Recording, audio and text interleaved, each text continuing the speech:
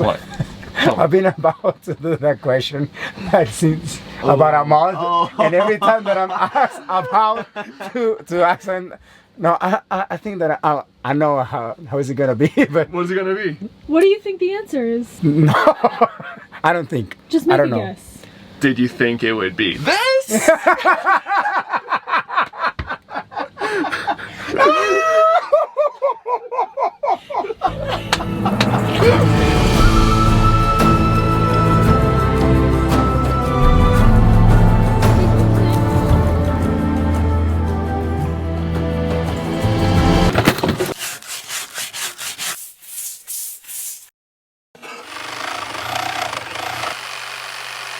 So today is actually all going to be about preparing to put in the floor. So a lot of you guys are probably wondering why we waited to do the floor last, why we did the walls first, why we did the roof first. And the biggest reason is the amount of rain we get here is crazy. So we wanted to make sure that before we did the floor, we had everything set in place so that it would be super, super protected from the rain. Vámonos! Is it in line?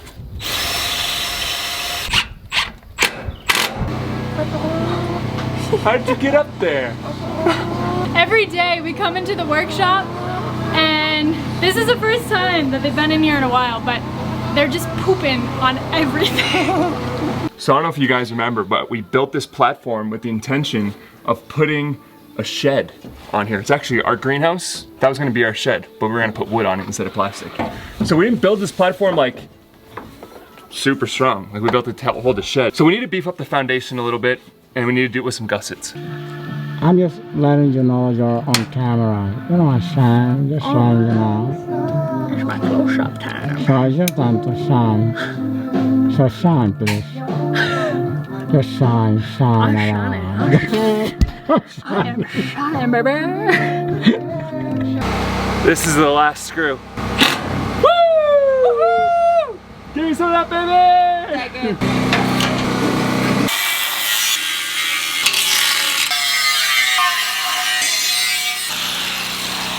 So these are gussets, and this is what we're using to beef up our foundation. If you see how tall these beams are, they'll have a little bit of wobble, especially going this way.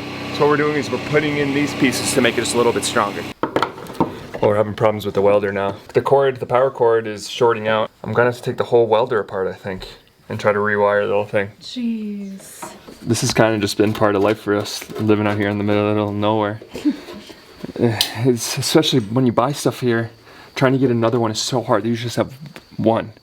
Like there was just one welder. There was just one welding mask. That's probably would have been one of my favorite parts about living here in Panama is just learning how to fix all your own stuff. Yeah. There's no just like throw it out and buy a new one. Yeah. It's like that's like such a mentality, you know, back in the States, and like we're definitely victims of it. Like we used to do that stuff all the time, but now it's like we're learning to just make use of what you have and fix what you can. that looks intimidating.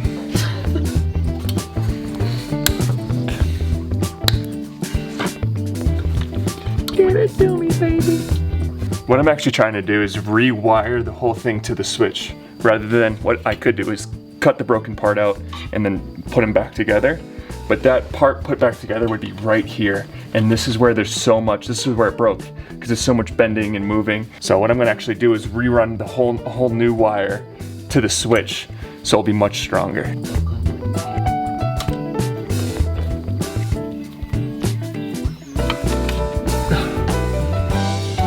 All right, well, I think we should give it a go. I'm not gonna put it all back together, let's just see if it works first. Yeah. See if the thing blows up into a big, I mean, if it goes up in flames, that'd be, what a way for it to go. All right, now is my cue to take about 5 steps back.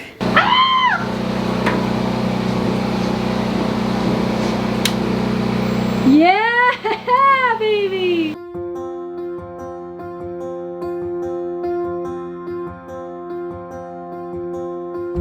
54 1/4. Okay, it's 55.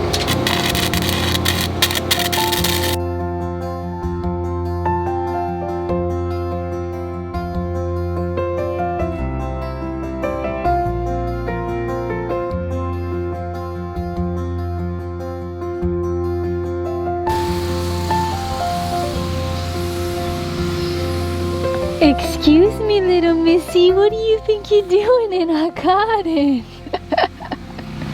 What are you doing? So Lola, for some reason, just loves coming in this garden and laying in our little garden beds that Iberto built for us. So Iberto is actually working on building a fence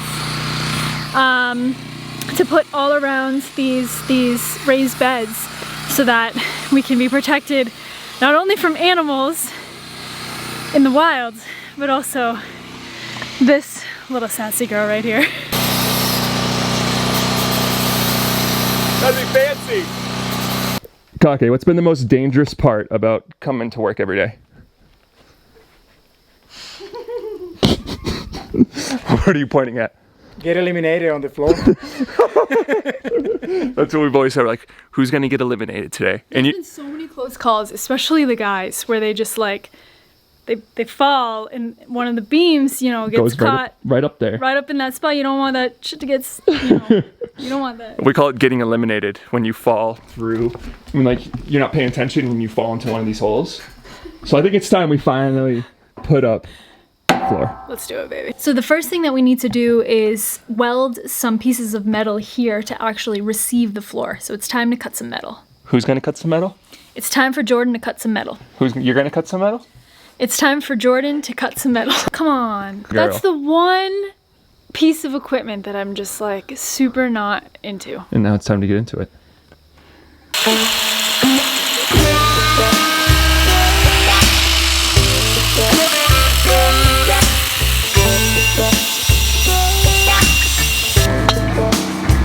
You did it. You did super perfect. And then I need to go.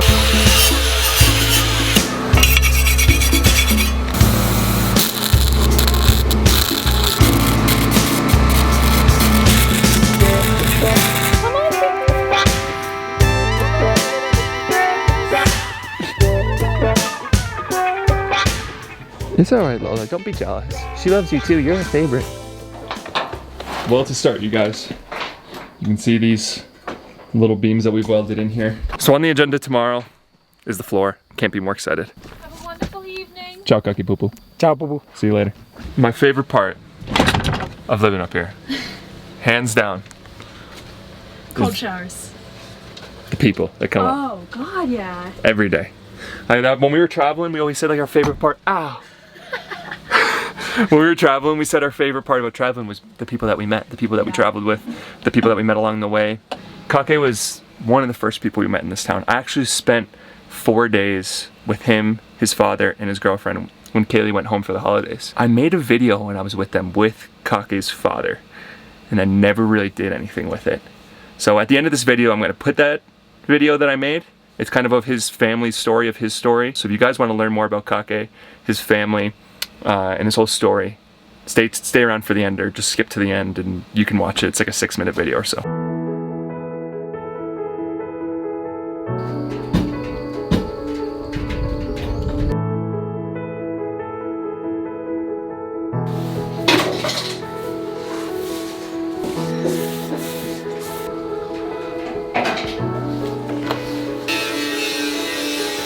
Like this and this one?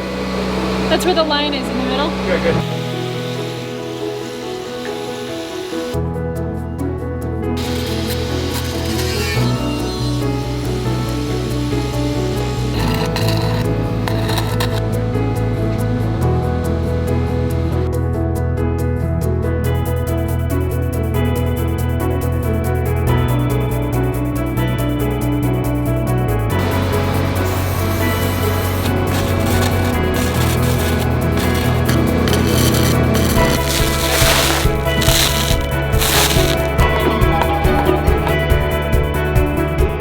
Now I'm just cutting out where the beams are so we can get this as close to the edge as possible. I think it's great. We just But you will need like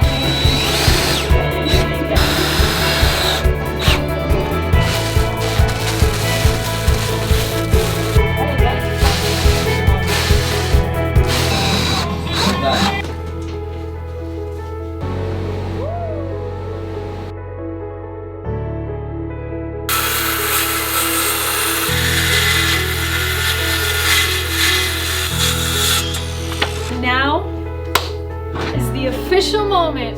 After 7 months 7 months, of baby. building this thing, we're putting down the first piece of flooring. Dang!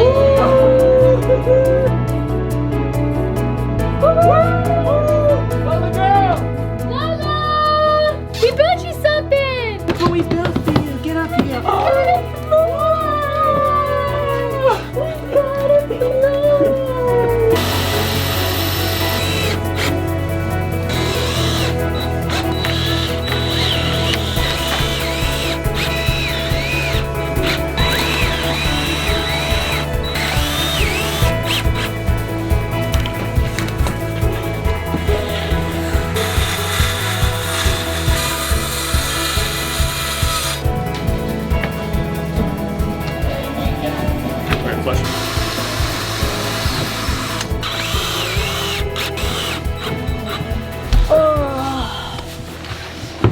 Oh, it's a little dark. Well, what do you think of our new floor? I mean, it's not really a floor yet, Yeah, we got 2 pieces in. but so far so good. Just being able to actually like lay down in here and stand in here and walk around in here Without like constantly being on edge. and thinking about it like every single step you take. Yeah. So I'm just editing this video now. This is the end right here, and I just wanted to let you guys know that this next part is a video I made back in November with Kake's dad, Kake's father. So here it is, here's a little video I made. Hope you guys love it. This song is dedicated, I wrote it for my father. Chalkboard, ink, and knowledge. That's the first. But okay, it doesn't sound very good in English, but in Spanish, okay, que say.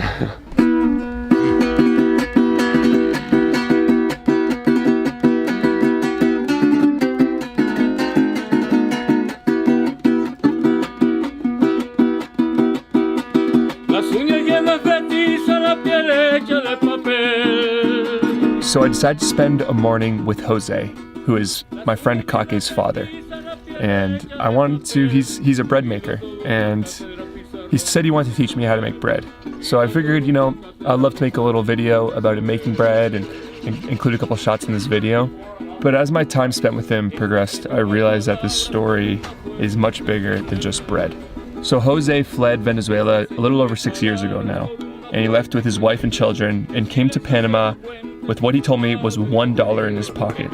He sold everything that he owned so he could afford his new life, but he needed a way to make money. He needed a way to put food on the table. So what he decided to do was turn to his experience in bread making to help feed his family and afford the rent. So Jose has been waking up every morning for 6 years, baking bread and walking the streets, selling it to neighbors, selling it to people, trading it for cheese, trading it for other foods, any way that he can help support his family. So this bread is really, really special to Jose and his family. It's a lot of the story of his life is actually like ingrained in this bread. From the display of Mickey Mouse everywhere because his daughter absolutely loves Mickey Mouse, to the cloth that he uses to cover the bread that actually used to be a pillowcase that his late wife stitched together in order to get another purpose out of it, to the few kitchen tools that he has that he brought over from his kitchen in Venezuela so he could make this bread. So he had the tools available with him to make this bread. The items in his kitchen and the story that Jose was telling me was really showed how this bread was a representation of his life and of his decision to flee Venezuela and of the brutal dictatorship that had taken lives of his family and friends. But the whole time we spent together and with all these stories that Jose was telling me, I noticed he wasn't sad. He was happy, and he's found this happiness through relocating to Panama and also just the little things in life, from his morning routine of bread making to spending every day with his son and his son's girlfriend, and even to his relationship with God. And when the bread was finished baking, Jose and I sat down for lunch and we just talked and just enjoyed this bread and this meal together. And there's no question of the authenticity of his happiness, and it was even rubbing off on me a little bit. I just felt just a little, I don't know, just a little lighter and just a little happier just being in his presence. When in your life,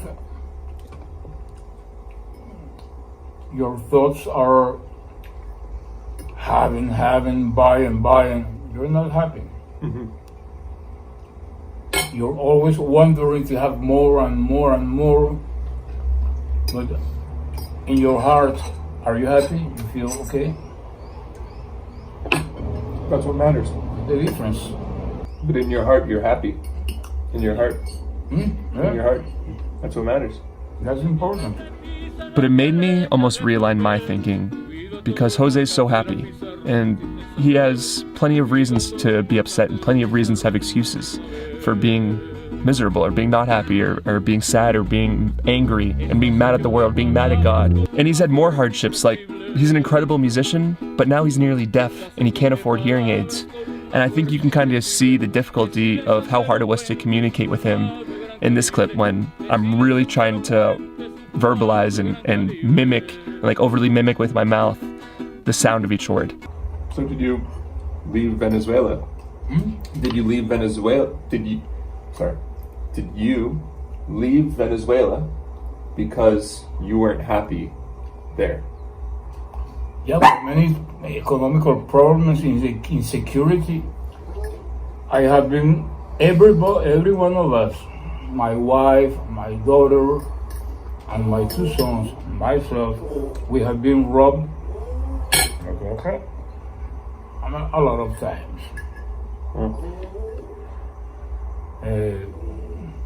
If you go, you cannot walk in the street with a cellular phone in your hand, unless you're stupid. Yeah. Because if you see them, you say, give me your cellular.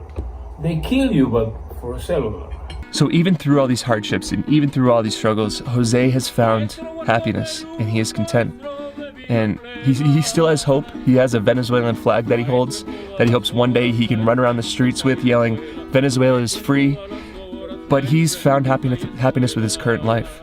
And he's not going to let anyone take that away from him. And Jose said something to me that I think is going to stay with me forever. And it's his perception on something. And I'll just end this video with this little bit. I know many people that when you go to their houses, say, oh, I apologize because of this. I apologize for this. When somebody comes to this house, enters by their door, we never say that. I don't care what they think after they go out of here. They can say, oh, they live like poor people. You see that table? They have no chairs. Well, those old and ugly. Did you see the icebox? It's quite little. Mm-hmm. They have an old kitchen.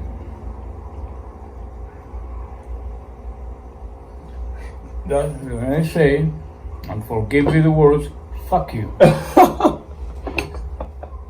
I don't have to say people, oh forgive me because this is what I have. That's my problem, not yours. Yeah. If you don't like my house, don't come anymore. But everybody, North Americans, Panamanians, Venezuelans that have come here, they go happy. Un sexto no suena lógico, tiene fácil solución, el sexto es el pedagógico.